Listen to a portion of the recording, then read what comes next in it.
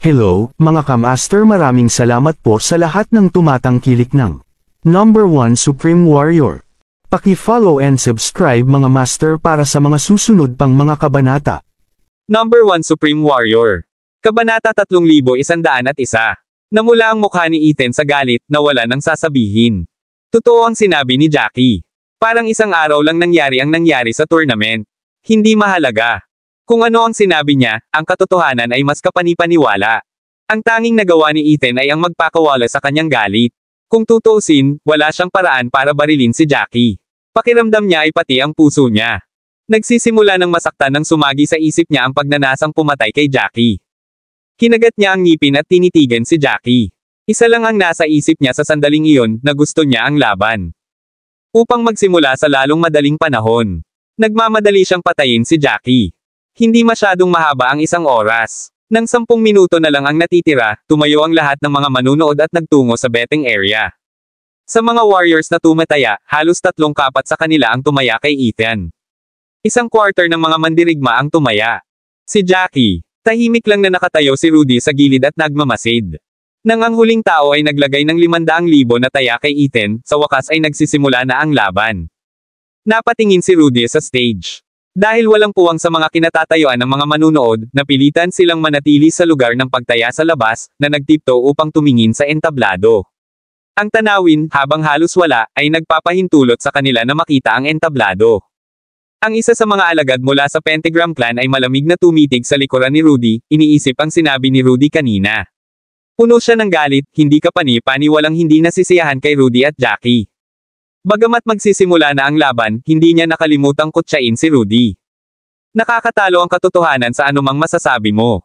Alam ng karamihan kung ano ang kanilang tinitingnan. Para kay Ethan, si Jackie ay langgam na madaling mapipiga sa gusto. Hayaan mong bigyan kita ng ilang payo. Kung mas mataas ang iyong pag-asa, mas hindi ka itinalaga. Huwag kang masyadong ma-disappoint kapag nakaluhod si Jackie na humihingi ng awa mamaya. Nang marinig iyon ni Rudy, malamig siyang tumingin sa taong iyon. Truth be told, may sasabihin din ako sa inyong lahat. Kung mas mataas ang iyong pag-asa, mas madidismaya ka. Hindi ko alam kung gaano katalas ang kanilang mga mata, ngunit alam kong lahat kayo ay mga kreten. Parang tuluyang nag-alab ang tensyon sa pagitan nila sa palitan na ito. Namula lahat sa galit ang mga alagad ng Pentagram Clan nang magsimula silang maghagis ng iba't ibang insulto kay Rudy. Sino ang tinatawag mong cretins? Kayong dalawa ang tanga dito pero ang bongga mo pa rin. Hindi ko alam kung paano ka napuno ng sarili mo. I wonder kung may utak man lang silang dalawa. Malamang napuno sila ng tae ng aso. Napaawang ang labi ni Rudy na biglang nang hinayang sa sinabi niya. Kung tutuusin, nahihigitin nila siya ng husto, at hindi niya maaaring ipagtanggol. Kanyang sarili sa kanyang sarili. Gayunpaman, hindi nagtagal ang mga insulto mula nang magsimula ang labanan. Napapikit si Ethan habang nakatitig kay Jackie ng may galit. Nabasag niya ang kanyang mga buko, tila magsisimula na siya ng patayan. Naglabas siya ng isang silver sword mula sa kanyang storage space. Hindi mo naman siguro alam kung anong teknik ang ginagamit ko. Since pupunta ka na mamatay ngayon, sasagutin ko ang iyong pag-usisa. Ito ay isang gawa ng awa para sa iyo. Makinig ka dito. Gumagamit ako ng mas mababang earth rank na teknik, ang pentagram sword style.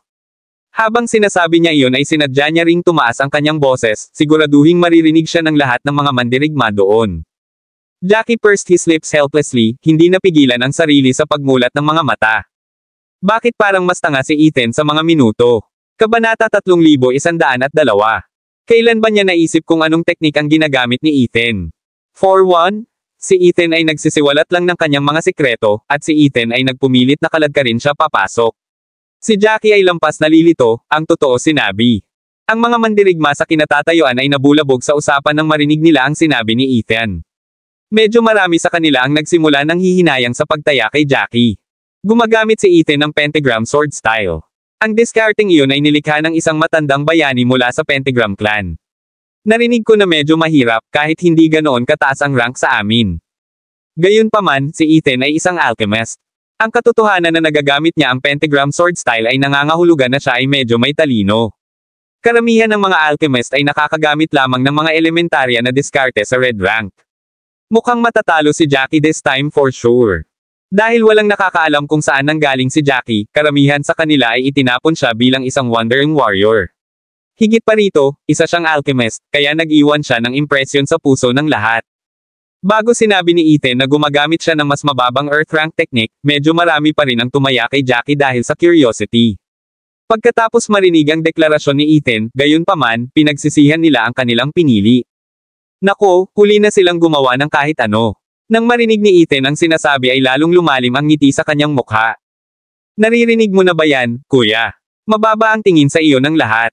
Naabot ko na ang paunang antas ng pamamaraan, at malapit na ako sa kasanayan. Napakadaling makitungo sa iyo. Walang magawa ang mga labi ni Jackie, ayaw talagang sayangin ang hininga niya kay Ethan. Sige, fine, ang galing mo. Maaari ka bang magmadali at umatake ngayon? Itigil ang pag-aaksaya ng oras. Naninigas ang labi ni Ethan. Akala niya ay hihimatayin si Jackie sa takot pagkatapos niyang sabihin kay Jackie kung ano ang teknik niya. Hindi niya akalain na ganoon kagaling si Jackie sa pag-iwas ng mukha. Kahit anong sabihin niya, parang walang pakialam si Jackie. Galit na galit si Ethan ay ayaw na niyang mag-aksaya pa ng oras. Dahil hindi sapat ang kanyang mga salita para makaramdam ng takot si Jackie, gagamitin niya ang kanyang kakayahan para lumuhad si Jackie sa kanyang harapan. Galit na galit ang pinakawalan ni Ethan habang umaalingaw-ngaw ang kanyang aura sa kanyang paligid. Ang espada sa kanyang kamay ay nagsimulang kuminang sa pilak, at 8 bituin ang biglang lumutang sa hangin. Tikman ang pentagram sword style. Inilunsad ni Ethan ang kanyang sarili na parang isang matalim na talam, na sinugod mismo kay Jackie habang natatakpan siya ng silver glow. Sumunod kay Ethan ang 8 kumikinang na bituin, dahan-daang sumanib sa kanya. Nakataas lang ang isang kilay ni Jackie, hindi man lang gumagalaw sa kinatatayuan niya. Hinawakan niya ng 2 kamay ang kanyang kulay abong espada, at gaya rin ni Ethan. Nagmamadaling lumapit, nagsimula siyang bumuo ng mga seal, na naging dahilan upang ang mga espada ng kaluluwa ay mamuo sa hangin. Nang 30 metro na lang ang layo ni Ethan, isang laslas ang pinakawala ni Jackie. Ang gray na slash ay pumutok kay Ethan sa bilis na hindi nakikita ng mata. Biglang, ang kulay abong slash ay sumalungat sa pilak na ilaw, at ang lahat ay nagsimulang makarinig ng isang kaluskos. Biglang nabasag ang silver aura. Wala pang isang segundo, ganap na nawala. Sa sandaling kumalat ang silver aura, nagkaroon din ng mga bitek sa blade ni Ethan. Bago pa siya makapag-react, mabilis na tumama ang kulay abong slash sa dibdib ni Ethan. Biglang naramdaman ni Ethan ang sakit ng pagkawatak ng kanyang kaluluwa mula sa kanyang dibdib. Ang sakit na naging dahilan para bigla siyang nawala ng malay. Pagkatapos ng pag-iyak ng paghihirap, bumagsak siya sa sahig, dumura ng dugo. Kabanata 3103. Sa kabutihang palad, mabilis itong naiwasan ni Jackie, at walang dugong damaloy sa kanyang katawan. Arg! Si Ethan ay sumigaw sa matinding paghihirap na parang isang nahuli na baboy ramo, na galit na gumulong-gulong sa paligid na tila siya ay nabaliw. Dahil sa nakitang iyon, agad na tumahimik ang nagkakagulong mga tao. Nanlaki ang mata ng lahat, nakatingin sa namimilipit, umiiyak si Ethan, hindi. Alam kung ano ang sasabihin sa sandaling iyon. Sa pag-iyak pa lang niya, malalaman na nila kung gaano kasakit ang nararamdaman niya. Tiyak na nararamdaman ni Ethan ang sakit hanggang sa kanyang buto. Kung hindi, ang isang mandirigma ay hindi makakalimutan ang tungkol sa kanilang dignidad at gumulong ganyan ang sahig, umiiyak sa sakit. Pagkaraan ng mahabang panahon, sa wakas ay may nagsabi, hindi ba ang dalawang ito ay dapat na magkaiba sa mga tuntunin ng lakas? Hindi ba dapat silang dalawa ay alchemist? Bakit napakalakas ni Jackie na kahit isang hampas ay hindi napigilan ni Ethan? Kanina, kitang-kita na sina Jackie at Ethan ay nasa ganap na magkaibang antas sa sandaling umatake si Jackie. Hindi katakataka na si Jackie ay walang pakialam mula umpisa hanggang katapusan, ni hindi nagre-react, hindi niya akalaing si Ethan ay dapat pansinin. Para kay Jackie, walang hamon si Ethan. Totoo yan. Masyadong malaki ang difference ng skill, nang hihinayang ako sa pagtaya kay Ethan, tapos ngayon nawalan ako ng kalahating milyon ng walang dahilan. Bakit ang malas ko? Ilang rounds na akong hindi nanalo ng taya. More or less ganun din ako. Natalo ako ng 1,000,000 at kalahati mula sa 3 magkakasunod na round. Kung magpapatuloy ito, malamang natitigil na ako sa pagtaya sa mga deathmatch na ito. Maaari rin akong pumunta sa mga taya ng Ginoo. Baka manalo ako ng ilang round doon. Di ba sabi ni Ethan na lower earth rank technique ang ginagamit niya? Sinabi pa niya na hindi na siya malayong maabot ang ikalawang yugto ng karunungan. Sa mga kasanayang iyon, dapat ay isa siya sa pinakamalakas na alchemist. Paano siya namatay kay Jackie sa isang suntok? Walang kwenta. Pagkatapos magsalita ng taong iyon, biglang sumigaw ang isang lalaking naka-blue robe. It makes perfect sense, mas malakas lang si Jackie. Kung si Ethan ay gumagamit ng isang mas mababang Earth rank technique, kung gayon si Jackie ay dapat gumamit ng isang Middle Earth rank technique. Marahil ay naabot na niya ang kasanayan o maging ang pagiging perpekto sa pamamaraan. Ganyan kung paano matalo si Ethan sa isang suntok. Sa sandaling sinabi niya iyon, lahat ay sumang-ayon sa kanya. Tumango sila habang nakaramdam ng panghihinayang sa pagtaya kay Ethan. Kalahating milyon pa lang ang natalo ng mga manunood kaya hindi na sila natinag. Gayunpaman, ang mga disipulo ng Pentagram Clan sa lugar ng pagtaya ay nawalan ng kalmado. Narinig pa lang nila ang pag-iyak ni Ethan dahil sa paghihirap. Mukhang namatay ang kanilang ama. Sumugod agad si Trevor, sumisigaw sa stage, "Jackie, stop. Tumigil ka nga, naririnig mo ba ako? Tumigil ka na." Sigaw niya habang tumutulo ang malamig na pawis sa mukha niya. Walang mas nakakaalam kaysa sa kanya kung gaano kahirap ang sitwasyon kung mamatay si Ethan. Siya. Tiyak na tatanungin ng Pentagram Clan. Kung tutuusin, hindi ordinaryong mandirigma si Ethan. Siya ay isang hindi kapani-paniwalang bihirang alchemist, kaya siya ay lubhang kapaki-pakinabang. Noon, si Ethan ang nasa unang pwesto sa ikapito grupo kung hindi dahil kay Jackie. Halata namang stellar ang husay ni Ethan sa alchemy, mas malala lang siya kay Jackie. Kahit na hindi gusto ni Trevor si Ethan, hindi niya kayang panoorin ang pagkamatay ni Ethan. Kung tutuusin, mapaparusahan siya kapag ginawa niya iyon. Kahit na ang kanyang kapwa maaaring patunayan sa kanya ng mga disipulo na ito ang pinili ni Ethan, walang silbi kung siya ay mapahamak. Paparusahan pa siya. Kabanata 3104. Kahit nabuhay pa si Ethan sa sandaling iyon, delikadong malapit na siya sa pintuan ng kamatayan. Sabik na sabik si Trevor sa buong katawan niya. Nanginginig, hinuhulaan na kung ano ang mangyayari. Tumangala si Jackie nang marinig ang boses ni Trevor at nakita siyang nakatayo sa ilalim ng entablado na may mapatla, gulat na mukha. Nakatitig si Trevor kay Jackie na may komplikadong ekspresyon. Habang pilit niyang tinatamaan, ang nagsusumamong kislap sa kanyang kitang-kita ang mga mata na parang nagmamakaawa na palayain si Ethan. Gayunpaman, ang pagtingin kay Trevor ay nilibang lamang si Jackie. Hindi siya mapakali sa kanya, at wala siyang sinisigaw na makakaapekto sa resulta ng laban. Dahan-dahan siyang lumingon kay Ethan na gumulong-gulong pa rin sa sahig. Sa pagkakataong iyon ay gusot-gusot na ang damit ni Ethan. Ang kanyang buong katawan ay natatakpan ng dumi, at siya ay mukhang nasa isang hindi kapani-paniwalang masamang kalagayan. Sa kabila ng kanyang hitsura, si Ethan ay halos walang pakialam, dahil sa sakit ay nakalimutan niya ang lahat habang siya ay umiiyak sa matinding paghihirap. Ang entablado ay biglang naging isang katayan. Nang makitang walang gagawin si Jackie anuman ang sinabi niya, nagsimulang magpanik si Trevor. "Pwede nating pag-usapan ito, Jackie," sabi niya. "Basta palayain mo siya, gagawin ko ang lahat basta nasa kapangyarihan ko. Walang halaga ang pagpatay mo sa kanya kundi ang pagkitil ng buhay." Ang brat na ito ay dumanas ng parusa na dapat niyang matanggap. Tingnan mo lang kung gaano kasakit ang nararamdaman niya. Dapat ay nailabas mo na ang iyong pagkabigo. Hayaan mo siya. Mag-act ka na parang hindi mo siya nakita ngayon. Tuluyang ibinaba ni Trevor ang kanyang ulo. Kung magpapatuloy ito, tiyak na mamamatay si Ethan. Dahil walang silbi ang pananakot kay Jackie, napilitan siyang pilitin si Jackie.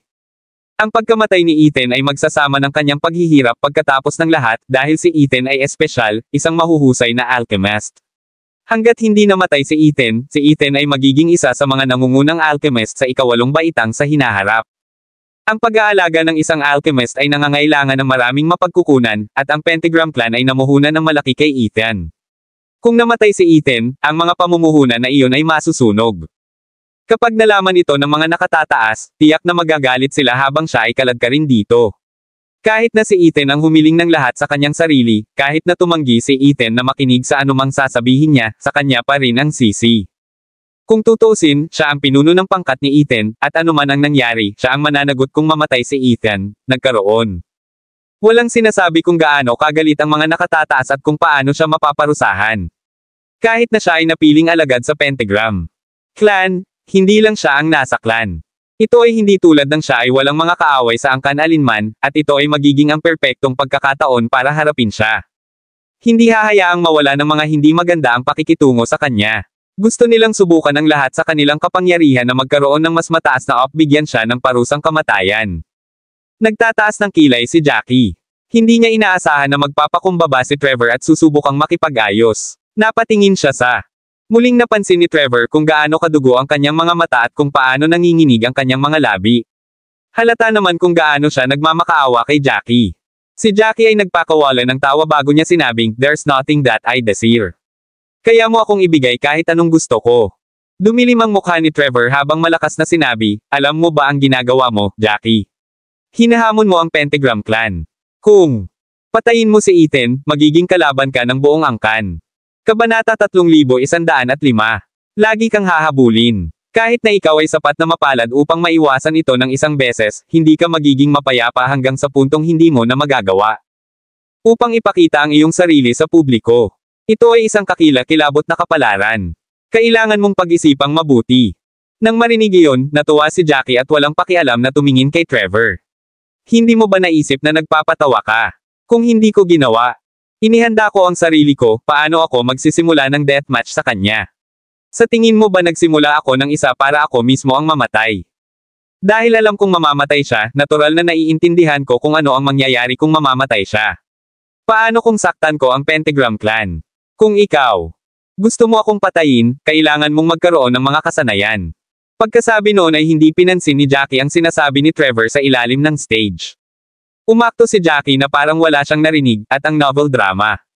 Sumabog ang mga manunood sa mga talakayan. Karamihan sa mga mandirigma ay tumaya kay Ethan, at dahil ang mga resulta ay ganap na kabaligtaran ng kanilang inaasahan, kalahating milyon ang nawala. Sari-saring reklamo ang maririnig sa lahat ng dako. Marami sa mga mandirigma ang mas nagulat sa resulta. Pagkatapos ng lahat, masyadong mabilis na natalo si Ethan, na nabigong makaligtas sa isang welga ni Jackie. Nagsisimula na akong maghinala na ang batang ito ay hindi isang alchemist, sabi ng isang tao sa gitna ng karamihan na may kaoy na hinala. Isa pang mandirigma ang sumigaw, bakit ka nagdududa na hindi siya alchemist? Ang mga damit na iyon ay hindi maaaring makuha ng sinuman.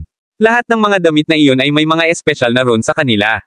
Maliban kung ninakaw niya ang sa isang tao, walang paraan para pekay ng mga damit na iyon. Paliwanag ng nagtanong kay Jackie, kung hindi siya alchemist, bakit wala siyang alchemist badge sa dibdib? Parang hindi pa tayo nakakita ng mga alchemist dati. Ang ibang mga alchemist ay palaging may mga alchemist badge sa kanilang mga dibdib, ito ang kanilang simbolo, at hindi nila ito madaling alisin. Tingnan mo na lang iyong 7th grade alchemist badge sa robe ni Ethan. Gayunpaman, ang taong ito ay walang badge. Higit pa rito, kailan naging napakalakas ng mga alchemist. Kahit natalo kami, naging luhikal ang proseso ng pag-iisip namin. Si Ethan ay nagmula sa Pentagram Clan, at gumamit siya ng mas mababang Earth Rank technique, ang Pentagram Sword Style. Naabot pa niya ang unang antas ng karunungan. Napakaraming alchemist ang nakilala ko, at ni isa sa kanila ay hindi maikukumpara kay Ethan. Gayunpaman, ang taong ito ay humarap kay Ethan sa isang welga. Hindi mo ba iniisip na kakaiba ito? Ang lahat ng ito ay nagpapatunay na ang taong ito ay hindi isang alchemist.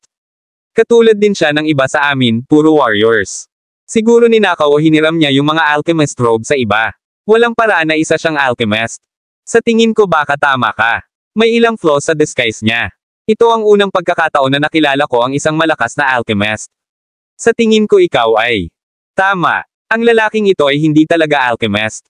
Napakamalas ni Ethan. Hindi mo rin masasabing malas siya. Siya ang hindi nag-verify ng mga katotohanan.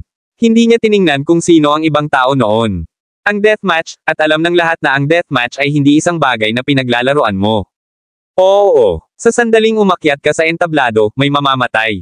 Sa pinakamasamang kaso, pareho silang mamamatay. Ang katotohanan na, he was this careless probably means he deserved his fate. Kabanata 3106. Lalong lumakas ang mga talakayan nang magsimula ang ilan sa teorya na si Jackie ay hindi isang alchemist dahil hindi nila alam kung saan. Kinuha ni Jackie ang kanyang mga damit mula sa. Marami sa kanila ang naawa sa kasawian ni Ethan na nahulog din sa isang daya. Akala ni Ethan ay alchemist si Jackie, kaya naman nagsimula si Ethan ng deathmatch, habang si Jackie ay maaaring hindi alchemist. Sa lahat, masyadong walang hiya ang lalaking ito. Lahat tayo ay mandirigma dito, at hindi tayo kailanman lumalaban sa mga alchemist. Kung tutuusin, magkaiba tayo ng specialty. Walang magandang gawin ang matalo ang isang alchemist, ngunit niloko pa sila ng taong ito. Talagang kasuklam-suklam siya. Iniisip ko kung ano ang tumatakbo sa isip niya. Ang mga talakayan ay nagsimulang ilipat ang kanilang mga pag-atake kay Jackie. Kung tutuusin, marami sa kanila ang nawala ng mga spirit crystal, kaya kailangan nila ng sisihin. Si Jackie ang naging pangunahing target nila. Marami sa kanila ang galit na pinuna si Jackie, pakiramdam na ang kanyang tagumpay ay hindi marangal. Inilarawan pa nila siya bilang isang kasuklam-suklam na clown. Tumaas ang mga talakayang iyon sa mga mandirigma. Ang ilan sa kanila ay nagsimula pang ang salakayin si Hestia, na nagsasabi na ang mga mandirigma ng kontinente ay kailangang patunayan ang kanilang sarili sa mga alchemist. Sa simula, ang mga mandirigma ng Hestia ay walang sinabi. Tutal wala naman silang kinalaman ni Jackie. Gayunpaman, nang magsimula silang lumipat mula kay Jackie at salakayin si Hestia, marami ang nagpasya na magsalita. Isang mandirigma mula sa Hestia ang tumayo at sumigaw, mapapatunayan ko na si Jackie ay isang alchemist, kaya huwag na kayong maghanap ng mga dahilan para insultuhan siya. Bago mo malaman ang katotohanan, huwag kang umasta na parang alam mo ang lahat. Sumali si Jackie sa treasure tournament noon, at nakuha pa niya ang isang gintong kayamanan para kay Hestia. Hindi lang ang mga mandirigma at alchemist mula sa kontinente ng Hestia ang nakakaalam niyan, dapat alam din ng mga alchemist at mandirigma mula sa sarili mong mundo. Ang sandali na sinabi, ang mga talakayan ay medyo tumahimik. Isang mandirigma mula sa White Marsh Continent ay malakas na sinabi, totoo ba ang sinasabi mo? Panipi. Malamig na tumawa ang taong iyon, na nagsasabing, bakit ako magsisinungaling? Si Jackie ay bahagi ng ikapitong grupo. Kung hindi ka naniniwala sa akin, maaari mong tingnan ito. Ito ang katotohanan. Hanggat tingnan mo pa ito ng kaunti, makikita mo na hindi ako nagsisinungaling. Sa sandaling sinabi iyon ng taong iyon, medyo marami sa kanila ang tumingin dito. Ang mga resulta ay agad na lumabas, at ang mandirigma mula sa hindi naman nagsisinungaling si Hestia. Tunay na nakibahagi si Jackie sa ikapitong grupo, nangunguna at nakakuha ng gintong kayamanan. Ang mas ikinagulat nila ay ang pagiging bahagi ni Ethan ng ikapitong grupo. Unti-unting nagsimula ang lahat. Intindihin ang nangyari. Ang mga deathmatch ay kung saan naayos ang sama ng loob, at ang sama ng loob sa pagitan nila ay nagsimula sa ikapitong grupo. Pagkatapos sa pag-iisip na iyon, ang mga tumatawag kay Jackie na walang kahihiyan ay tumikom ang kanilang mga bibig. Medyo marami sa kanila ang nalungkot, kaya si Jackie ay isang alchemist. Bakit wala siyang badge? Sino ang nakakaalam? Hindi ba medyo baliw ang lalaking ito? Hindi lang siya sapat na talento para makakuha ng kayamanan sa isang paligsahan sa alchemy na nauuna. Sa napakaraming alchemist, ngunit hindi rin siya mahina bilang isang mandirigma. Sa kanyang mga kasanayan, ang karamihan sa mga libot na mandirigma ay malamang na mahuhulog sa siya. Baliw talaga siya. Ito ang unang pagkakataon na nakakita ako ng ganoong kalakas na alchemist. Kabanata 3107. Balita ko, wala rin namang kapansin-pansing background ang lalaking ito. Gaano kakaiba iyon? May kakaiba ba siya? Sinusuportahan siya. Kahit na gawin niya, kailangan niya ang talento sa unang lugar. Mukhang medyo may tinatago siyang sikreto. Sayang naman ang dami. Mga tuntunin dito. Gustuhin ko mang imbestigahan ito, hindi ko magagawang. Walang pakialam si Jackie sa pinag-uusapan ng mga manunood, ngunit hindi ibig sabihin na hindi rin niya alam. Naiintindihan kung paano siya mag-iimbite ng maraming interes sa lahat ng mga hindi pangkaraniwang bagay tungkol sa kanya. Gayunpaman, sila ay nasa gitnang lungsod. Kahit na sila ay masigasig, wala silang magagawa. Magkakaroon lamang sila ng pagkakataon pagkatapos niyang umalis, ngunit hindi rin siya tanga. Hinding-hindi niya sila bibigyan ng pagkakataon na gawin ang mga ito gusto. Sa pagkakataong iyon, muling binaling ni Jackie ang atensyon kay Ethan. Sa ilalim ng kanyang kontrol, unti-unting nabawasan ang sakit ni Ethan, ngunit hindi ibig sabihin na naubos na ang kapangyarihang nabubulok sa kaluluwa ni Ethan. Pinababa lang nito ang bilis ng pagkabulok. Dahan daw ang nanambalik ang katinoan ni Ethan. Iminulat niya ang kanyang mga mata at mahinang tumingin kay Jackie. Nang makita niya ng malinaw ang mukha ni Jackie, sumibol ang puot sa kanyang puso. Gayunpaman, mabilis niyang napagtanto na siya ay wala na, at napuno ng takot sa kamatayan ang kanyang katawan. Ayaw niyang mamatay. Mayroon pa siyang magandang kinabukasan. Bilang isang hindi kapani-pani walang mahuhusay na alchemist, siya ay magiging isang ikawalong baitang alchemist kung siya ay mabubuhay. Nagkaroon pa siya ng pagkakataong maging isang 9th grade alchemist. Kung nangyari iyon, kahit na ang pinuno ng Pentagram Clan ay igagalang siya. Walang maglalakas loob na tingnan siya, at marami ang luluhod sa harap niya. Ang mga kaisipang ito ay nag-flash sa kanyang isipan habang hinaing niya ang kanyang nakamamatay na kapalaran. Ang takot na naramdaman niya ay nagdulot ng panginginig sa kanyang gulugod, dahilan upang siya ay manginig. Pagtingin sa kanya, tumawa si Jackie at sinabing, kilabot ka ba? Sigurado akong hindi ito maganda sa pakiramdam. I'll be honest with you. Magmakaawa ka man, hindi kita bibigyan ng awa. Iyon ang binyantaan ni Ethan kay Jackie bago ang laban, at pinatikim lang ni Jackie sa kanya ang kanyang gamot. Halos himatayan si Ethan sa galit nang marinig iyon. Naghalo ang takot at galit, at iniluwa niya ang isang bibig ng dugo. Napahawak siya sa dibdib habang nakatingin kay Jackie na may komplikadong ekspresyon. Sino ka? Sabihin mo sa akin kung sino ka. Tumaas ang isang kilay ni Jackie, nanunuya, bakit mo tinatanong yan? Hindi mo ba alam kung sino ako? Hindi ka alchemist, alam ko. Hindi ikaw si Jackie. May iba ka pang disguise. Walang paraan na ganito kalakas si Jackie. Siya ay isang alchemist, ngunit hindi ka. Mas lalo pang nagluwa ng dugo si Ethan habang nanginginig at nagsasalita, nakahawak sa dibdib. Hindi nakaimik si Jackie. Mas gugustuhin pa ni Ethan na i-claim na ibang tao siya sa disguise kaysa aminin na mas magaling siya. Tumaas ang isang kilay ni Jackie at sinabing, hindi mo ba kayang tanggapin na mas magaling ako sa iyo sa lahat ng bagay? Iyan ang katotohanan, mas maganda ako kaysa sa iyo sa lahat ng paraan. Hindi mo ba ako tinawanan at naisip na isusuko ko lang ang buhay ko noong sinimulan ko ang deathmatch sa iyo? All this while, ikaw ay ang payaso na naiinip na tumatalon sa kanyang pagkamatay. Tumago sa isip ni Ethan ang mga salita ni Jackie. Nanlaki ng husto ang mga mata ni Ethan nang mawala ang kulay sa kanyang mukha. Para siyang multo na kagapang lang palabas ng impyerno. Kabanata 3108. Ngumuso si Jackie, ayaw nang mag-aksaya ng oras sa kanya, ang kapangyarihan ng Destroying the Void ay sumabog sa loob ng katawan ni Ethan sa isang novel drama. Kaway ng kamay niya. Napakabilis, nilunod ng sakit ang sentido ni Ethan. Sa pagkakataong ito, hindi na nagpapigil si Jackie, na punit sa limot ang kaluluwa ni Ethan sa pamamagitan ng Destroying the Void. Sa loob lamang ng ilang segundo, ang kanyang kaluluwa ay ganap na natupok. Bumagsak ang harang ng entablado sa sandaling iyon, na nagpapahiwatig na namatay na si Ethan. Laking gulat ni Trevor nang ibinaba ang bangkay ni Ethan mula sa stage. Nanginginig ang labi niya habang nakatingin sa walang buhay katawan sa kanyang harapan, at iba't ibang kaisipan ang lumabas sa kanyang isipan. Ini-imagine na niya kung paano siya parurusahan ng mas mataas na pag-akyat sa tugatog. Naabutan niya ang isang figurang dahan-daang naglalakad patungo sa betting area mula sa gilid ng kanyang mga mata. Natapos na ang laban, lahat ng galit niya ay condensed sa isang punto. Nagmamadali siyang lumapit sa figure. Tumigil ka dyan.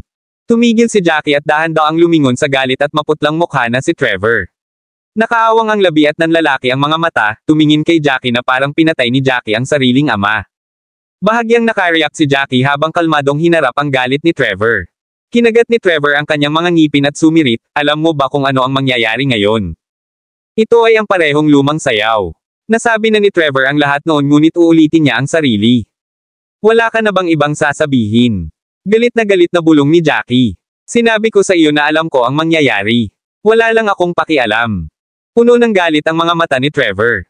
Pagsisisihan mo ito, manghihingi ka ng awa. Pagbabayaran mo ito. Nakakunot ang noo ni Jackie habang nanunuya, pay for what? Papatayin mo ba ako? Ikaw ba, o baka kahit sino pa? Kung may pagkakataon, papatayin kita. Single ni Trevor. Ang mga labi ni Jackie ay pumulupot sa isang ngiti ng pang-aalipusta.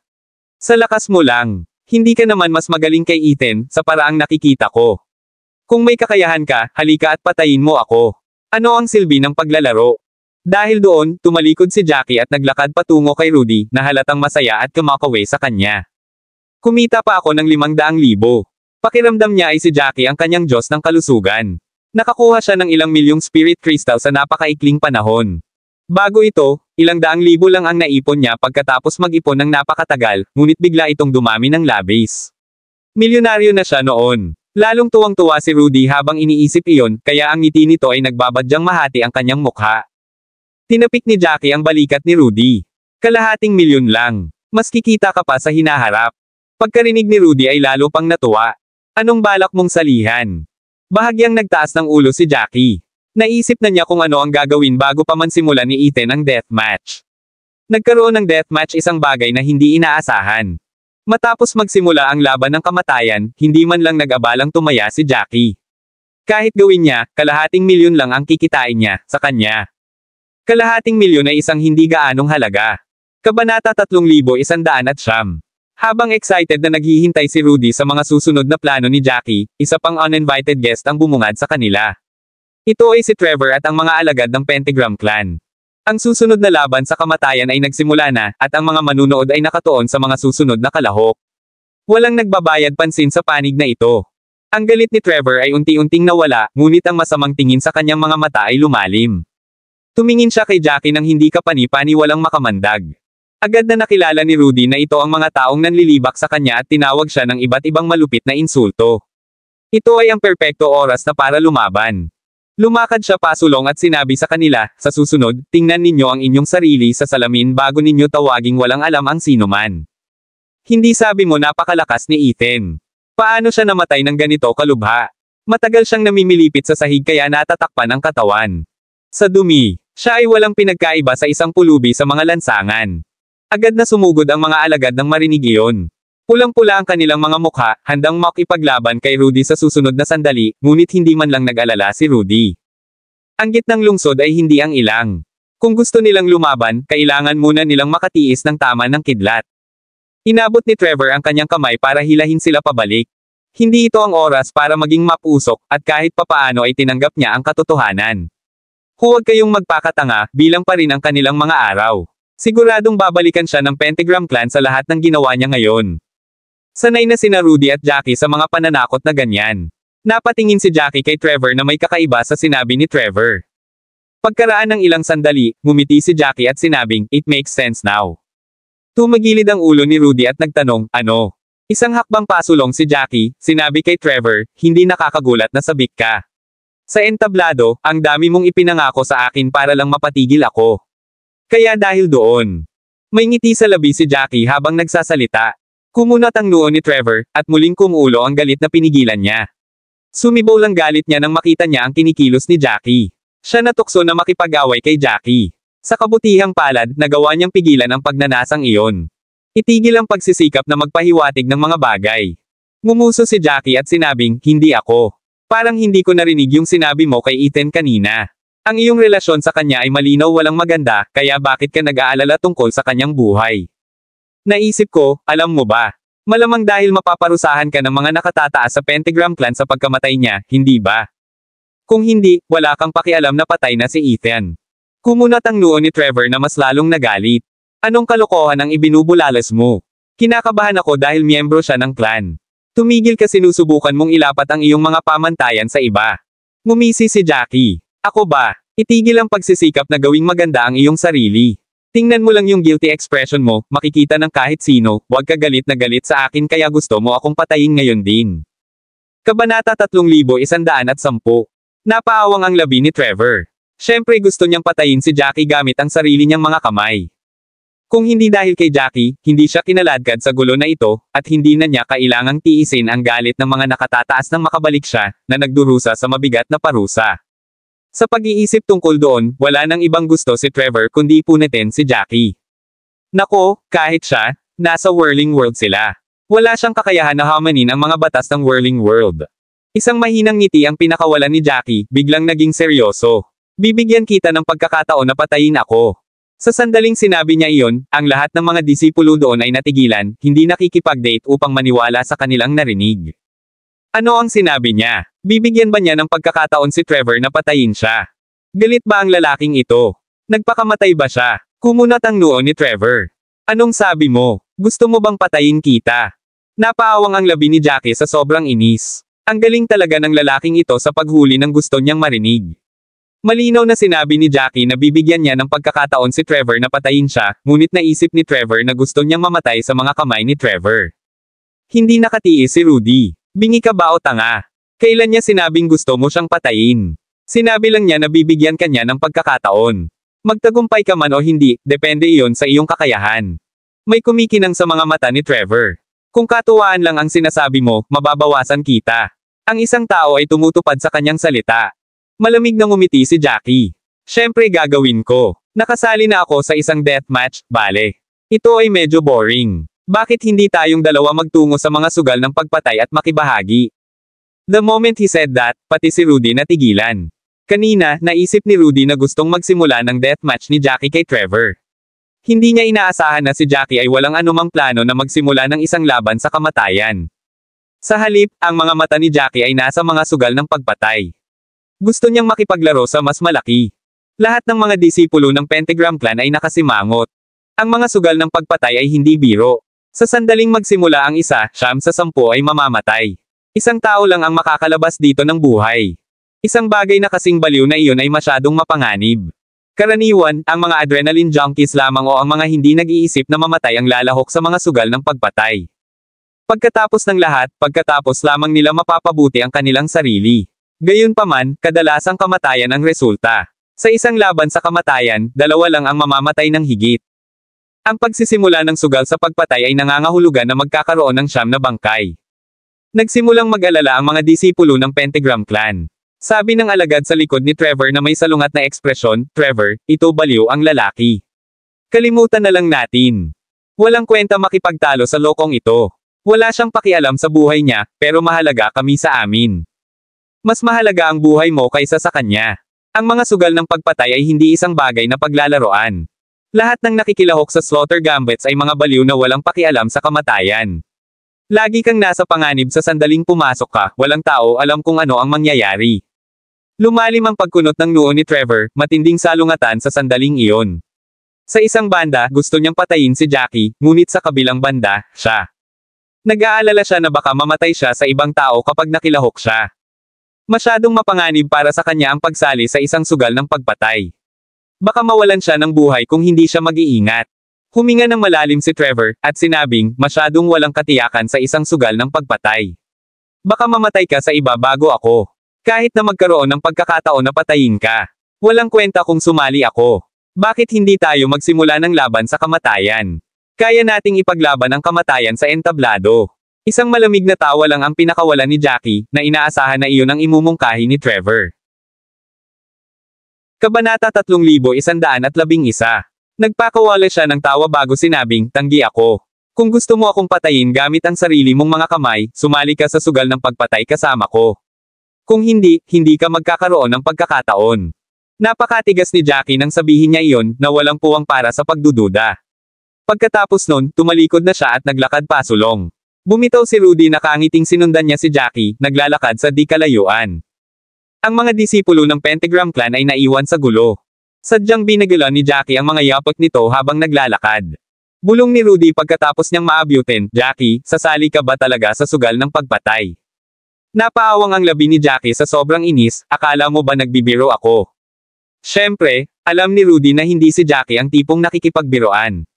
Dahil sinabi ni Jackie, gagawin ito ni Jackie. Higit pa rito. Alam ni Rudy na sinabi ni Jackie ang lahat ng iyon para makasama si Trevor sa sugal ng pagpatay sa kanya. Nang nasa entablado na sila, walang masabi kung sino ang mas makapangyarihan. Sa huli, medyo nag-aalala pa rin si Rudy. Napakamot siya sa ulo, nag-isip sandali bago nagsalita. "Hindi naman ako nagdududa sa kakayahan mo, pero feeling ko medyo delikado ang slaughter gambit. Pagkapasok mo, siyam na kalaban ang haharapin mo. Masyadong malaki ang panganib, kaya medyo nag-aalala ako. Bakit hindi mo gawin ang sinabi niya at magsimula ng isa pang deathmatch? Sa isang deathmatch, isang kalaban lang ang haharapin mo. Ito ay mas madali kaysa sa isang sugal ng pagpatay. Pakiramdam ko ay mas madali ang mga deathmatch." Tumaas ang isang kilay ni Jackie, lumingon kay Rudy, "Hindi ako sasali sa slaughter gambit para patayin si Trevor." "Kung ganoon, ano ang layunin mo sa pagsali?" Lalo pa si Rudy. Nalilito. Napabuntong hininga si Jackie habang nakatingin sa malayo para sa tansong medalya. Pagkasabi niyo na inilabas niya ang itim na bakal na medalya sa kanyang imbakan. Nang marinig ni Rudy ang sinabi ni Jackie, natigilan siya pero sumagot siya ng bronze medal. May bronze medal pa. Tumanggaw si Jackie habang patuloy sa paglalakad ng dahan-dahan. Paliwanag niya, kung gusto mong makuha ang bronze medal, kailangan mong sumali sa slaughter gambit. Napag-isipan ko na. Ang mga medalya ay hindi lamang dapat ipagmalaki. Dapat silang maging kapaki-pakinabang sa ibang pagkakataon. Ikinuyong ni Jackie ang itim na bakal na medalya sa kanyang kamay, iniisip kung anong pagtitipon ang magbubunga ng mga medalya. Dahil may itim na bakal na medalya at tansong medalya ngayon, dapat may gintong medalya na naghihintay sa kanila sa huli. Ang itim. Ang bakal na medalya ay nasa labas ng lungsod, habang ang tansong medalya ay nasa gitnang lungsod, kaya ang gintong medalya ay dapat nasa panloob na lungsod. Inaasahan na ni Jackie ang mga hamon na haharapin niya sa inner city. Kumaibot ang labi ni Rudy habang nananangis, anong klaseng bayani ang lumikha ng Whirling World. Napakadugo ng bawat yugto, novel drama. Patuloy ni Jackie, huwag muna nating isipin iyon sa ngayon. Let me tell you the rules of the slaughter gambit para hindi ka magreklamo mamaya. Pagkatapos niyang sabihin iyon ay nakarinig si Jackie ng ilang galit na mayabang sa likuran niya. Ngumiti siya, hindi na kailangang lumingon para malaman kung sino ang mga mayabang. Naninigas ang mukha ni Trevor. Sa sandaling iyon, kakaiba ang kanyang pakiramdam. Medyo namula ang mukha niya. Siya pa rin ang isang maliit na salungat sa paggawa ng desisyon. Kahit na siya ay isang napiling disipulo ng Pentagram Clan, na tiyak na nagpatunay sa kanyang kakayahan, ang sugal ng pagpatay ay hindi pa rin nawawala. Lubhang mapanganib kung saan isa lamang ang madalas na nakaligtas. Kung siya ay pabaya, maaari siyang mawala sa kanyang buhay. Sasali ako, malakas na sabi ni Trevor. Kabanata 3112. Hindi ka pani-paniwalang nasugatan si Trevor nang isigaw niya iyon na para bang handa siyang makipaglaban sa isang tao anumang oras. Gumapang ang mga labi ni Jackie sa isang nasisiyahang ngiti. Iyon talaga ang gusto niya. Nagsimulang mapangiti si Trevor habang nakatitig kay Jackie, alam kong gusto mo lang may mamatay kasama mo. Hayaan mong sabihin ko sa iyo, huwag maliitin isang piniling alagad mula sa isang ikawalong baitang angkan. Mas mahina ka pa sa akin. Tumaas ang isang kilay ni Jackie, walang sinasabi tungkol doon. Ayaw niyang mag-abalang ipaliwanag ang lahat sa sandaling iyon. Rudy nakakunot ang kanyang kilay. Sa tuwing nakakarinig siya ng ganoon, parang gustong tumalon si Rudy para ipagtanggol si Jackie. Sa buong panahon, mas alam niya kaysa sa sinuman kung gaano kalakas si Jackie. Gayunpaman, dahil walang sinabi si Jackie, nag-alala siya na guguluhin niya ang mga plano ni Jackie, kaya tumahimik siya. Sa sandaling iyon, naabutan ng iba pang mga disipulo mula sa Pentagram Clan. Narinig nila lahat ng sinabi ni Trevor kanina. Bigla silang naging hindi kapani-paniwalang maingay, at lahat sila ay hindi kapani-paniwalang balisa. Ang pinakamalapit kay Trevor ay isang panloob na disipulo ng Pentagram Clan, si Evan Brown. Tuloy-tuloy na nanginginig ang mga labi ni Evan nang bumakas sa mukha niya ang pag-aalala. Naikuyom niya ang kanyang mga kamao at sumigaw, Trevor, masyado kang matigas ang ulo. Mas alam mo pa kaysa sa akin kung ano ang Slaughter Gambit. Hindi lang ikaw at ang brat na ito ang sasali, may 8 pang tao. Walang paraan upang sabihin kung sino ang iba pang 8. Papayag ka bang makibahagi ng ganoon kadali? Baka may iba pang piniling disipulo. Kapag nakapasok ka, isa lang ang mabubuhay sa 10. Hindi ko kailanman pinagdudahan ang iyong mga kakayahan, ngunit kailangan mong pag-isipan ito ng higit pa. Baliw lang ang lalaking ito. Bakit mo gustong sumama dito sa isang baliw? Pagkasabi niyon, biglang lumingon si Evan, nanlilisik ang tingin kay Jackie. Sa sandaling iyon, para siyang leon na nagalit. Alam kong gusto mo nang mamatay. Pwede bang ikaw na lang ang mamatay? Bakit kailangan mong maging kasuklam-suklam at walang kahihiyan na pilit mong kinakaladkad ang iba? Nakakunot ang noo ni Jackie habang nanunuya sa isip. Minsan, ayaw niyang makipag-usap sa mga disipulong iyon mula sa mga high-grade clans. Kahit ano pa ang sabihin nila, palagi silang umaarte na mas mataas sa lahat. Lahat ng sinabi nila ay para lang tumayo sa karamihan, umaarte na parang mas magaling sila. Malamig na tumingin si Jackie kay Evan, hindi ko naman siya pinipilit. Gusto ko lang sana siyang bigyan ng pagkakataon na patayin ako, at pumayag naman siya. Kung ayaw niya, hindi ko rin siya pipilitin. Kung hindi ako nagkakamali, ang leader ng team mo ay si Trevor, hindi ikaw. Hindi ba dapat ito ang desisyon ng pinuno? Talagang tumatawid ka ang linya, sinusubukang gawin ang desisyon para sa kanya ng ganoon. Mukhang mas may kapangyarihan ka pa sa kanya. Namula ang mukha ni Evan sa galit, stop trying to pick a fight. Mayroon akong isang mahusay na relasyon kay Trevor, ito ay hindi isang bagay na ilang salita mula sa maaari mong iling. Ayokong makilahok si Trevor sa sugal ng Slaughter na puro konsiderasyon sa buhay niya. Ikaw ang isa ipinipilit na hilahin siya para mamatay kasama mo. Sa sandaling iyon, ang mga disipulo ng Pentagram Clan ay tila lahat ay nakatingin kay Jackie ng masama, na parang gusto nilang punitin si Jackie putol-putol. Sabi ng isa sa mga disipulo sa likod ni Evan, iyan lang ba ang mayroon ka? Hayaan mong sabihin ko sa iyo, walang saysay na subukang ipaglaban tayo sa isa't isa. Siguradong hindi mamamatay si Trevor kasama mo. Tama na yan. Baliw ka lang. Kung gusto mong mabaliw, walang pipigil sa'yo, pero huwag isipin mo na lang na kaya mong kaladkarin si Trevor kasama mo. Ang iyong panalo kanina ay malamang na nagpatiwala sa iyo. Sa tingin mo ba ikaw walang kapantay ngayon? Sa tingin mo ba kaya mo nang mag-isa ang siyam na kalaban? Ang pagpatay sa siyam na master ay isang bagay na madali para sa iyo. Kabanata 3113. Tumawa si Jackie, biglang naramdaman na sila ay hindi kapani-paniwalang nakakatuwa. Nilagay niya ang kamay niya sa baba, na parang nag-iisip saglit bago niya sinabing, paano mo nalaman ang iniisip ko? Kung ako hindi ko akalaing kaya kong talunin ang siyam-pang kalaban, bakit ako sasali sa sugal ng patayan? Sa tingin mo ba mamamatay din ako katulad mo sinasabi? Pagkatapos niyang sabihin iyon, nagsimulang tumawa ang mga disipulo ng Pentagram Clan, ngunit hindi umabot sa kanilang mga mata ang tawa. Malinaw na sila ginawa lang iyon para kutsain si Jackie. Pinaikit ni Evan ang kanyang mga mata at sinabing, wala pa akong nakitang tao na kasing puno ng kanyang sarili gaya mo. Akala mo ba pinupuri ka namin? Ikaw ba sa tingin mo talaga unbeatable ka? Na kaya mong talunin ang siyam na kalaban mag-isa? Paano mo gagawin iyon? Isa kang alchemist. Hindi mo man lang hamanin ang mga gumagala na mandirigma. Paano mo naisip na ikaw ay sapat na mahusay upang labanan ang mga masters mula sa malalaking clans? Magiging kanyan ka na lang sa sugal ng pagpatay. Maaaring hindi ka karapat-dapat na tawaging kanyan na kumpay. Tulala ka lang sa lahat ng mga master na yan.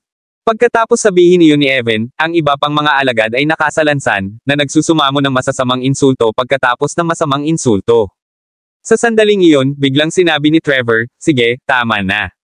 Napagdesisyonan ko na sumali sa sugal ng pagpatay. Jackie, wala akong pakialam kung ano ang sinusubukan mong gawin. Wala akong pakialam kung gusto mong mamatay o baliw ka lang. Tandaan mo lang ito, ikaw ang nagbigay sa akin ng pagkakataong patayin ka. Siyempre, hindi ko hahayaang mawala ang ganoong magandang pagkakataon. Kahit na may ilang panganib, hindi iyon problema. Ako mismo ay lumakad sa landas ng mandirigma, at hindi ko inamin ang pagkatalo. This time, hindi na rin ako magpapatalo. Pagkasabi niyon, naglakad siya papunta sa transfer array. Ang mga disipulo ng Pentagram Clan ay natarante sa sandaling iyon habang nagmamadali silang sinusundan si Trevor, masyadong nakatuon sa pagsisikap na kausapin si Trevor mula dito upang abalahin si Jackie. Gayunpaman, determinado na si Trevor na patayin si Jackie gaano man kadelikado ang sugal ng pagpatay. Higit pa rito, mayroon siyang tiyak na antas ng pagmamalaki bilang isang napiling disipulo ng Pentagram Clan. Ang sugal ng pagpatay ay tiyak na kamatayan para sa sinumang regular na mandirigma, ngunit hindi siya isang regular na mandirigma. Mula nang pumasok siya sa Pentagram Clan, hindi na siya nagpahuli. Siya ay nagtrabaho hanggang sa buto at naging isang piniling disipulo. Wala siyang nakuhang tulong mula sa labas. Nagawa niyang makarating sa kinaroroonan niya salamat sa kanyang sariling talento at pagmamalaki. Siya ay hindi kailanman umatras bago ito, at hindi rin siya matatakot sa pagkakataong ito. Paano kung may panganib? Magkadikit ang panganib at pagkakataon. Tumanggi siyang maniwala na ang sugal ng pagpatay ay papatay sa kanya. Matapos pagtibayin ang kanyang sariling pagtitiwala, ang mga salita ng payo sa paligid niya naging inutil. Siguradong sasali siya sa sugal ng pagpatay at papatayin si Jackie para maibsan ang galit niya. Nang tumingin kay Trevor na nagmamadaling umalis, tumawa si Jackie at sinabing, kailangan ko lang siyang i-provoke, at tumigil siya sa pakikinig sa kahit sino pa. Mukhang medyo confident siya sa sarili niya. Tumaas ang isang kilay ni Rudy at tumingin kay Trevor, hindi lang siya medyo confident, but very much so. Kailangan kong sabihin, ang ibang mga disipulo mula sa Pentagram Clan ay may katuturan. May taong may katwiran na maaaring makinig sa kanila, ngunit si Trevor ay may mga pag-iisip na patayin ka. Hinding-hindi niya gagawin hayaan ang pagkakataong pumatay sa iyo. Sa iyong mga provokasyon, siya ay naging ganap na natigil sa ideya. Kabanata 3114. Sa sinabi niyang iyon, hindi na napigilan ni Rudy ang mapatawa, halata naman kung gaano kanya kainisan. Kahit na ipagsapalaran niya ang kanya buhay, hindi niya hahayaang mawala ang pagkakataong patayin ka. Tumawa si Jackie habang sinabing, tapos, siya ang leader ng team na iyon mula sa Pentagram Clan. Siguradong nag-aalala kay Trevor ang pagiging buhay o patay ni Eth. Kailangang tanggapin ni Trevor ang responsibilidad, ngunit hindi regular na mandirigma si Ethan. Siya ay isang alchemist na mayroong maraming mapagkukunan. Ibinigay sa kanya. Kung mananatiling buhay si Ethan, tiyak na magiging 8th grade alchemist siya sa hinaharap. Alam na alam ni Trevor kung gaano kahalaga ang isang alchemist sa ikawalong baitang sa isang angkan. Dahil doon ay napagtanto niya kung gaano kalaki ang kay Ethan maaapektuhan siya ng kamatayan. Malamang na hindi na siya maaaring maging isang piniling alagad, at maaaring maparusahan pa mas mahirap pa doon. Hindi man lang siya makakatakas. Nang marinig iyon, kumunat ang noo ni Rudy habang bahagyang idinilat ang bibig, no wonder that guy hates you so much. Bago mo papatayin si Ethan, sinubukan pa niyang makipag-sweet talk sa'yo. Malaking bagay talaga. Tumango si Jackie, pinaikit ang mga mata habang nakatingin sa transfer array. Noon, I was someone who let bygones be bygones, but it seems like that attitude cannot be used on disciples from high-grade clans in all. Ang sugal ng pagpatay ay ginanap sa kanlurang bahagi ng gitnang lungsod. Puno na ang mga kinatatayuan ng manunood. Napuno ng ingay ang hangin. Ang Slaughter Gambit ay nahati sa tatlong malalaking lugar, na kung saan ay ang viewing area, ang betting area at ang battle area. Maraming manunood ang pumupuno sa lugar na pinagmamasdan. Ang lugar ng panunood para sa mga sugal ng pagpatay ay iba sa mga kinatatayuan ng mga manunood ng mga Coliseum. Ang buong lugar ay nakalatag sa hugis ng pamaypay at natakpan ng isang napakalaking lugar. Walang yugto sa ibaba, ngunit isang malaking hanay ng paglipat. Sa hanay ng paglipat ay isang napakalaking bukas na scroll. Ang balumbon ay 200 talampakan ang haba at 7 talampakan ang taas. Ang bawat mandirigma sa viewing area ay malinaw na nakikita sa loob ng scroll. Sa balumbon ay may 7 pangalan. Ang mga pangalan na iyon ay ang mga nakarehistro na para sa sugal ng pagpatay. Ang 7 iyon ay nagpahiwatig kung saang mundo sila nanggaling sa mga pulang letra. Pagtingin, 4 ang mula sa Chaos Continent at 3 mula sa White Marsh Continent.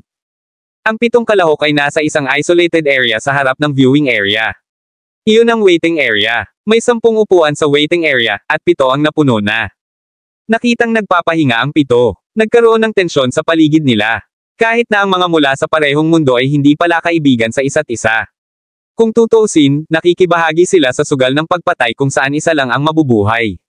Maliban sa kanilang sarili. Lahat ng iba ay isang kaaway. Matapos may padala sa nakahiwalay na espasyo, ito ay ang bawat tao para sa kanilang sarili. Sa kinatatayuan ng manunood ito ay isang ganap na kakaibang kapaligiran. Ito ay hindi kapani-pani walang maingay at ang lahat ay tila excited pagtalakay sa kanilang sarili. Sa tingin ko mas malakas si Chris. Narinig ko na mas malakas na siya kaysa sa direktang alagad ng pinunong elder ng Purple Cloud Pavilion. May nagsasabi na siya ang nangungunang 3 sa mga napiling disipulo mula sa Purple Cloud Pavilion. Bihira lang makakita ng kasing lakas niya. Hindi ko nakikita kung paano ang mananalo ay ibang tao maliban sa kanya. Kabanata 3115. You do make sense, but I think medyo nagmamadali ka. Ang mga kakayahan at talento ni Chris ay maaaring umupo sa tuktok, ngunit may mga kasama ang 7 makakalaban niya. Pagkasabi noon ay itinuro ng kausap ang isang gwapong lalaki na nakasuot ng puting roba. Edward mula sa Nimbus Alliance. Dapat kilala niyo siya lahat, di ba? Siya ang kapatid ng pinakamataas na napiling disipulo mula sa Nimbus Alyansa. Balita ko hindi naman siya ganoon kalayo sa kapatid niya in terms of skills. Buti na lang at mas matanda ng ilang taon ang kapatid niya, mas matagal ang pagsasanay. Kung may sapat siyang oras, makakahabol si Edward. Narinig ko sa iba na si Edward daw ay dapat kabilang sa top 5 sa Nimbus Alliance. Kahit nasa top 3 si Chris, 2 magkaibang clan yan. Magkaibang mundo rin sila. Ang Purple Cloud Pavilion ay isang ika-8 baitang clan mula sa White Marsh Continent, habang ang Nimbus Alliance ay isang ika-8 baitang clan mula sa Chaos Continent. Ang Chaos Continent ay medyo mas malakas kaysa sa White Marsh Continent. Kahit na ang 2 angkan ay hindi kailanman nakikipagkompetensya sa isa't isa, pakiramdam ko ay mas malakas pa rin ang Nimbus Alliance. Ang pagiging top 5. Baka mas mabuti na lang kaysa maging top 3. Pakiramdam ko ay maaaring mas malakas si Edward kaysa kay Chris sa kabila ng pagiging top 5 nanograms Nimbus Alliance kumpara sa top 3 nanograms Purple Cloud Pavilion. Abnormal na kalmado ang taong nagsabi niya na parang siguradong totoo. Matapos marinig iyon ng iba ay bahagyang tumango, pakiramdam nila ay may sense ang tao. Gayunpaman, walang nang ahas na sabihin na ito ay tiyak na totoo. Kung tutuusin, sila ay mula sa iba't ibang mundo at angkan. Walang paraan upang makagawa ng tumpak na paghahambing. Novel drama. Higit pa rito, hindi ito magiging labanan sa pagitan nilang dalawa pagkatapos nilang ipadala sa ilang lugar. Ito ay magiging isang 10 tao na battle royale. Walang sinasabi kung ano ang maaaring mangyari. Maaari pa nga silang gumawa ng pansamantalang alyansa. Walang tiyak. Ang tanging paraan para makasigurado ay maghintay para sa mga resulta. Sa sandaling iyon, patuloy silang nag-uusap ng mga bagay-bagay upang magkaroon ng mas mahusay na pag-unawa kung sino ang tataya. Ang bawat isa ay may sariling mga pagpipilian sa isip. Ang bawat isa sa kanila ay pinapayagan lamang na tumaya sa isang tao. Pakiramdam ko ay medyo malakas din si David mula sa Frenzied Blade Clan. Hindi lang siya kasing sikat ng dalawa. Feeling ko kaya niyang manalo. Kung hindi, bakit niya gagawin ang panganib na ito bilang isang napiling disipulo ng Frenzied Blade Clan? Ang sinumang lumahok sa pagpatay ng mga sugal ay maaaring adrenaline junkies, mga taong sumugal sa kanilang buhay, o ang mga mandirigma ay lubos na nagtitiwala sa kanilang sarili. Marami sa kanila ay piniling mga alagad mula sa mga pangunahing angkan. Nagtitiwala sila sa kanilang mga kakayahan, pakiramdam na ang kanilang mga kasanayan ay manggenguna sa kanila sa tagumpay. Nadama nila na magagawa nilang magtagumpay laban sa iba pang siyam, maging ang tanging nakaligtas at makakakuha ng isang tanso medalya. Ang huling nagwagi ay hindi lamang makakakuha ng isang tansong medalya, kundi pati na rin ang pagpasok sa panloob na lungsod. Hindi nila kailangang subukan at mag-ipon mga puntos na papasok tulad ng ibang mga mandirigma. Kakailanganin nilang lumaban sa ibabaw at dumaan sa 2 antas sa ilalim ng lupa. Higit pa rito, may iba pang mga gantimpala. Labas ng entry token at bronze medal. Makakapili sila ng isa sa 10 kayamanan. Masyadong kaakit-akit ang lahat ng mga benepisyong iyon. Karamihan sa mga kalahok ay naglagay ng kanilang nabubuhay sa linya ng eksakto para doon. Kabanata 3116. Maraming mga gumagala na mandirigma ang nagtagumpay na makarating dito ng eksakto dahil sila ay walang awa na sapat upang sumulong ng walang pangangalaga sa kanilang buhay. Kinuha nila ang karamihan sa mga kalahok sa Slaughter Gambit. Mayroon ng 7 kalahok na nakarehistro para sa Slaughter Gambit na ito. Maliban sa 3 mula sa mga pangunahing angkan, ang iba pa. Lahat sila ay mga gumagala na mandirigma na walang pakialam sa kanilang buhay. Naramdaman ng lahat ng mandirigma sa viewing area na walang tsansa na manalo ang 4 na iyon. Kung talagang may kakayahan sila, mayroon sila. Naging mga alagad na ng mga pangunahing angkan. Hindi na kailangan para sa kanila na galit na makipaglaban para sa mga mapagkukunan para sa kanilang sarili. Ang ibibigay sana ng mga clans ang lahat. 6 na oras na, bakit hindi pa puno? Bago ka siguro. 6 na oras na lang. Naghintay ako ng isang buong araw bago nag-sign up ang 10 tao. Napakahirap, at ito rin ang nangangailangan ng pinakamaraming kalahok sa 3 kaganapan. Kaya, ang oras sa pagitan. Medyo mahaba ang pagpatay ng mga sugal. Kung minsan, maswerte silang makapagsimula sa loob ng 2 oras. Sa ibang pagkakataon, kailangan nilang maghintay sa buong araw. Pagkatapos ng lahat, ito ay masyadong mapanganib. Hanggat ipinadala sila sa ilang lugar, isa lamang ang babalik na buhay. Ang mga alagad ng mga high-grade clans ay palaging pinahahalagahan ang kanilang buhay. Karaniwan, hindi sila kailanman lalahok sa isang bagay na napakapanganib. Ang sino mang lumahok ay tiyak na magiging isang napakalaking kumpiyansa na mandirigma. Kahit na ang mga desperadong libot na mandirigma ay may limitasyon sa kanila. Kadalasan, sila ang bumubuo sa karamihan ng mga namatay. Dahil parami ng parami ang namatay, ang kanilang bilang ay lalong lumiit. Hindi malalaman ng mga bagong mandirigma sa viewing area ang sitwasyon. Tiyak na magrereklamo sila pagkatapos na manatili doon ng ilang sandali. Sanay na ang mga ilang araw na sa viewing area. Hindi man lang nila naramdaman na ganoon kahaba ang 6 na oras. Tama, wala bang mga kalahok mula sa kontinente ng Hestia noong nakaraan? Wala naman. Hindi lang ito ang huling pagkakataon, ngunit ang oras bago iyon. Ano ang ginagawa ng mga mandirigma mula sa kontinente ng Hestie? Nananatili ba silang lahat sa taya ng Ginoo? Tumawa ng malakas ang taong iyon. Ang mga taya ng Ginoo ay ang pinakamadali sa 3 sa ibabaw, at ang may pinakamaraming kalahok. Ang mga sugal ng pagpatay ay ang pinakamapanganib, at ang mga limitasyon sa pagtaya ay ang pinakamataas din. Kaya naman nagawa nitong makaakit ng napakaraming mandirigma para panoorin at tayaan. Lahat ng mga mandirigma ng Hestie Continent ay lubos na pinahahalagahan ang kanilang sarili. Hindi sila kailanman lalahok sa anumang bagay na napakapanganib. Ako ay nasa paligid ng mga labansa. Kamatayan ng ilang sandali. Nakakamangha na kung makakita ka ng isang Hestie Continent warrior sa 10 laban doon. Karamihan sa kanila ay natipon sa unang antas sa ilalim ng lupa at ang taya ng Ginoo. Kung tutuusin, mas mababa ang kahirapan at hindi ganoon kataas ang panganib na mamatay. Ang mga mandirigma sa viewing area ay biglang nagsimulang mag-usap tungkol sa kung paano ang Hestie Continent ay hindi nakikilahok sa pagpatay ng mga sugal. Ang mga mandirigma ng Chaos Continent at White Marsh Continent ay nagsimulang kutsain ang mga mandirigma ng Hestie Continent. Hindi sila kailanman isinumpa, ngunit nagawa pa ring ganap na ipahiya ang kontinente ng Hestia. Natural lang nakakaunti ang mga mandirigma mula sa kontinente ng Hestie sa mga manunood. Matapos marinig ang lahat sa kanila, lahat sila ay galit na galit. Gayunpaman, wala ni isa sa kanila ang nangahas na tumayo para ipaglaban ang kontinente ng Hestia. Pagkatapos ng lahat, ito ay ang katotohanan. Napakaraming sugal ng pagpatay, ngunit ang mga mandirigma ng Hestie Continent ay lumahok lamang sa napakakaunting halaga. Ang huling 2 laban ay walang mga mandirigma mula sa kontinente ng Hestia. Pinilit nilang lunukan lahat ng galit nila. Isang matipunong lalaki ang nagsimulang tumawa ng malakas pagkatapos niyang marinig ang mga talakayan, na sadyang nagtaas ng boses, ano ang saysay ng pagsasalita. Tungkol sa Hestie Continent, alam ko na sila ay isang grupo ng mga walang kwentang tao. Ang Hestie Continent ay napunta sa huling lugar sa alinman. tournament o kompetisyon. Basta may kaunting panganib, tumakbo sila para magtago na parang daga, mas mabilis na tumakas kaysa sa iba. Ang patayan ng mga sugal ay napakahirap para sa kanila na maglakas loob na lumahok. Kabanata 3117. Pagkasabi nyo ng lalaki ay nagsimulang magsipatong ang ibang mga mandirigma. Sinimulan nilang ilarawan ang mga mandirigma ng Hestia Continent bilang mga duwag at mga piraso ng basura. Parami ng paraming pang-iinsulto ang nagsimulang ibato sa mga mandirigma ng kontinente ng Hestia. Napakaraming manunood, at marami sa mga mandirigma mula sa kontinente ng Hestia ang nagngangalit sa galit. Gusto nilang sumugod at labanan ng mga mandirigmang iyon na ng insulto sa kontinente ng Hestia. Gayunpaman, alam nilang tatamaan sila ng kidlat kung susubukan nila. Mapapaso lang sila hanggang sa malutong, kaya nila hindi atake pisikal at pasalita.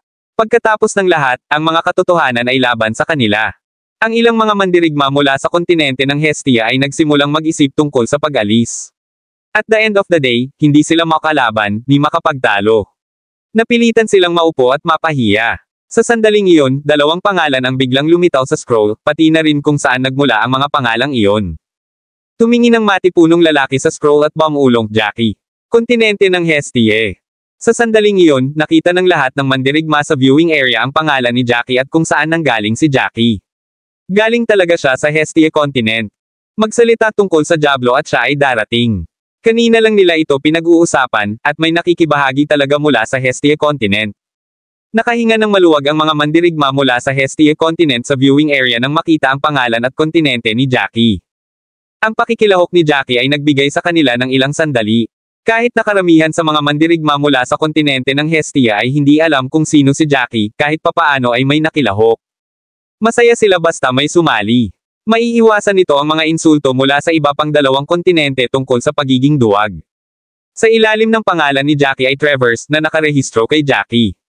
Pagkatapos magparehistro, naglakad na silang dalawa papunta sa waiting area. Dahil puno ang spectating area, napilitan si Rudy at ang iba na maghintay sa labas para sa resulta. Ang lugar ng pagtaya ay hindi masyadong malayo. Kung sinubukan nila, makikita pa rin nila kung ano ang nangyayari. Kakailanganin lang ng kaunting pagsisikap. Matapos sabihin kay Rudy ang ilang bagay, pumasok si Jackie. Nasa likod ni Jackie si Trevor. Bago sila pumasok sa waiting area, narinig nila ang mga diskusyon mula sa viewing area. Tuldok. Kahit na ayaw pakialaman ni Jackie ang mga sinasabi ng ibang tao sa paligid niya, napakaingay nila kaya narinig niya ang lahat. Sino si Jackie? Siya ba yung nasa harap o likod? Siya yung nasa harap. Kilala ko yung nasa likod. Ito ay si Trevor mula sa Pentagram Clan. Medyo malakas siya, pero mas malala siya kay Chris. Hindi ba karaniwang umiiwas ang mga mandirigma na tulad ni Trevor sa pagpatay ng mga sugal? Anong nangyayari?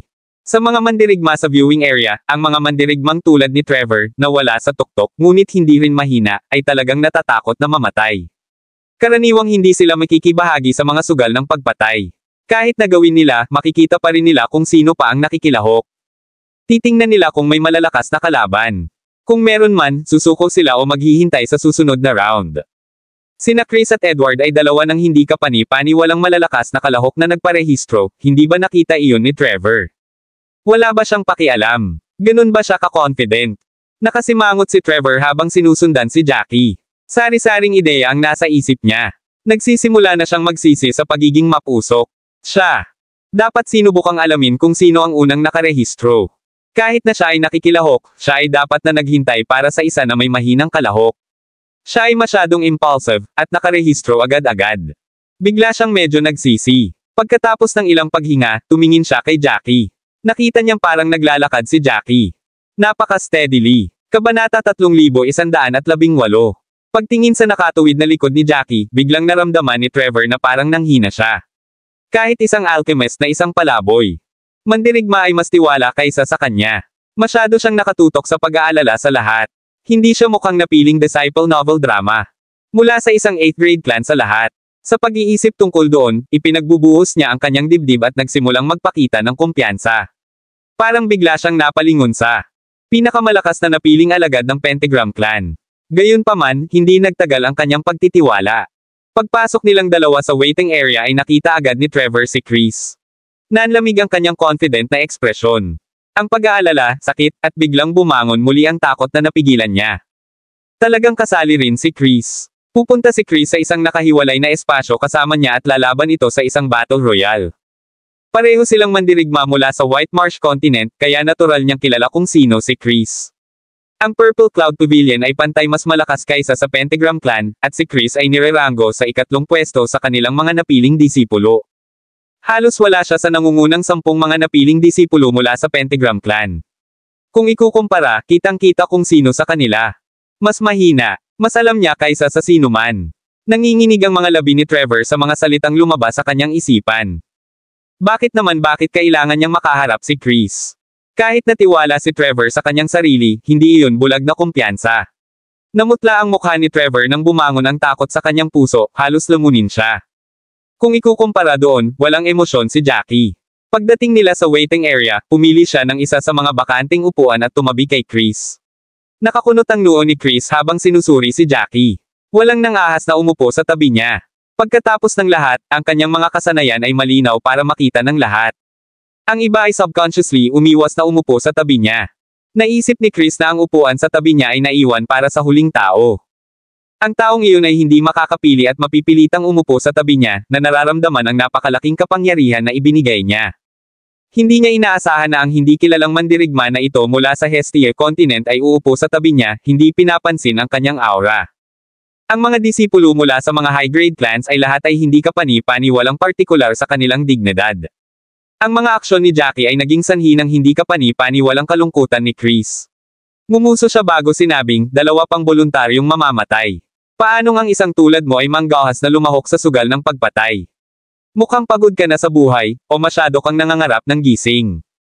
Napakunot ang noo ni Jackie, sumulyap kay Chris. Hindi niya inaasahan na si Chris ay magsisimulang magdulot ng gulo habang siya ay nakaupo bago pa man siya sinabi kahit ano. Ang hitsura na binaril sa kanya ni Chris kanina ay puno ng pang-aalipusta at pang-aalipusta, na nagparamdam kay Jackie na hindi kapani-paniwalang hindi komportable. Malamig na tumingin si Jackie kay Chris, sino ka sa tingin mo? Bakit mo pakialam kung sino ang lumahok sa sugal ng pagpatay? Nabulunan si Chris sa mga salitang iyon. Ang iba pang mga kalahok sa kanilang paligid ay tumingin lahat, binuksan ang kanilang mga mata mula sa kanilang pahinga. May kumausap talaga kay Chris. Siya ay kahit na isang mandirigma mula sa kontinente ng Hestia. Kung titingnan ang kanyang kasuotan, tiyak na wala siyang espesyal. Ang mga damit ni Jackie ay ang pinakamura sa siyam sa kanila. Maliban kina Jackie at Trevor, kakaibang nakatingin kay Jackie ang ibang kalahok. Pakiramdam nila ay masyadong ignorante si Jackie. Alam ang takot, kaya naman naglakas loob si Jackie na kausapin si Chris ng marahas. Kabanata 3119. Namumula ang mukha ni Chris sa galit habang pinaikit ang mga mata at tinitigan ng masama si Jackie. Mula nang siya ay maging isang piniling alagad, hindi siya kailanman pinagsalitaan ng ganoon. Ang pakiramdam ng kanyang kapangyarihan na hindi pinansin ay nagdulot kay Chris ng hindi kapani-paniwalang galit. Alam mo ba kung sino ako? Parang gusto mong mamatay sa isang nakakatakot na kamatayan. Nagtaas ng kilay si Jackie sa pagkagalit, mahinahong sinabi, wala akong pakialam kung sino ka. Pwede kang maging kahit sinong gusto mo, pero ako lang walang pakialam. Hindi mo naman dapat ako pinagkakaabalahan. Naiinis sa akin ang mga tulad mo.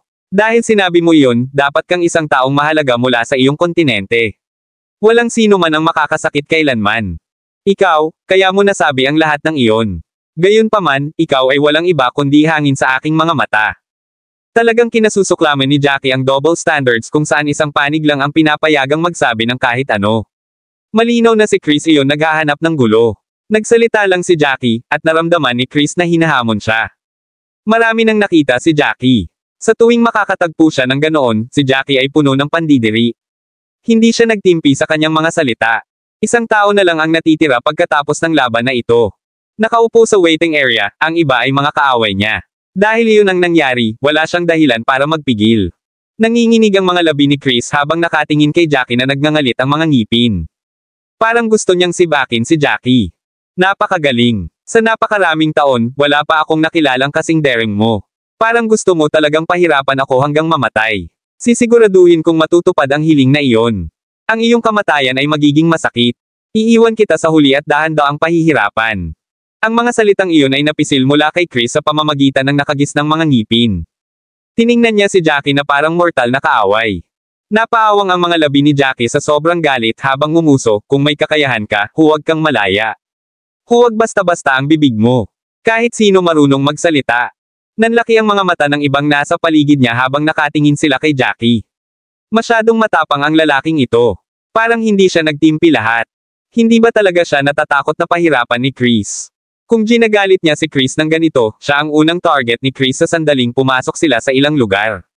Walang mga panuntunan kung paano kailangang patayin ang iyong mga kalaban. Nangangahulugan ito na, hanggat nakuha ni Chris si Jackie, siya ang magpapasya kung paano niya pinatay si Jackie. Si David mula sa Frenzied Blade Clan ay nakaupo sa tabi ni Trevor. Hindi niya maiwasang sabihin, ignorante ka lang ba o ikaw baliw?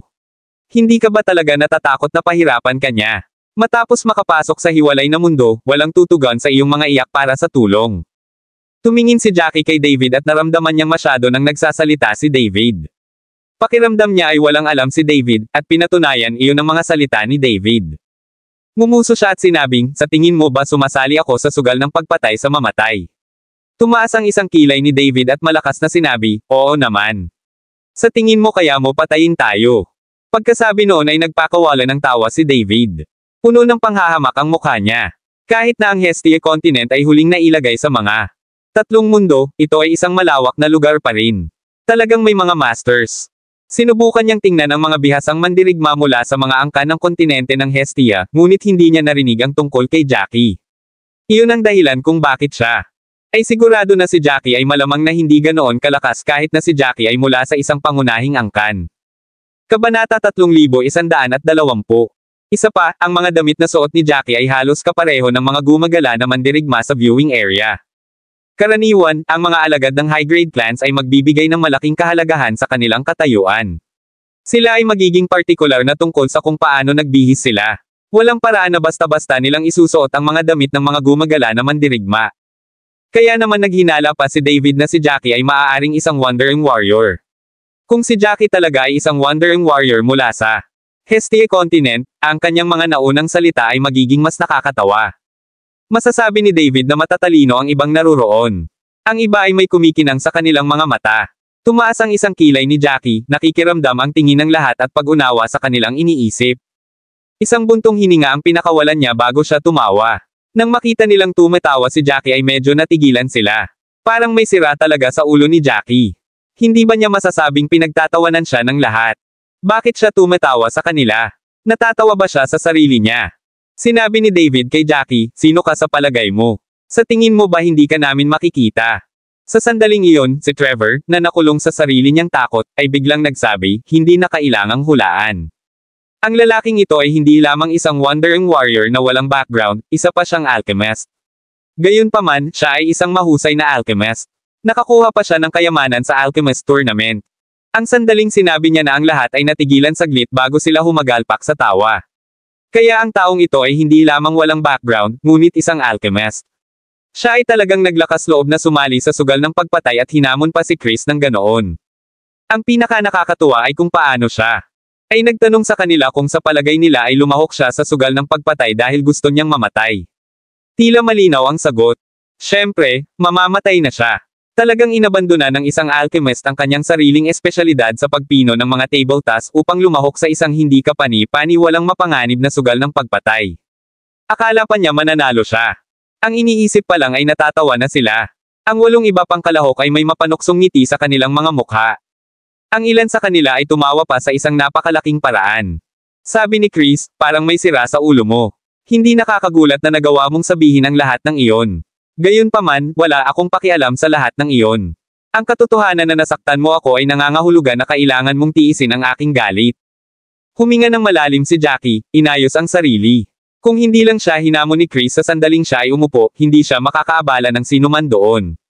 Sa pagkakataong iyon, alam niyang biro lang ang ituturing sa kanya ng iba kahit anong sabihin niya. Dahil iyon ang kaso, walang saysay na mag-aksaya siya ng anumang pagsisikap. Malamig lang siyang tumingin sa lahat, tandaan mo ang sinasabi ninyong lahat sa sandaling ito.